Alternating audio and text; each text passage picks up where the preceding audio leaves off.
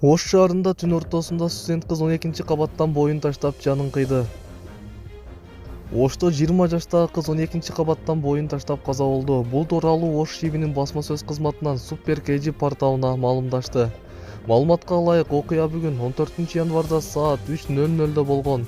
Кыз 20 жашта болгон. Ал батирди ижарага алып, түнү 12-кабатта жайгашкан батирдин терезесинен секирип кеткен.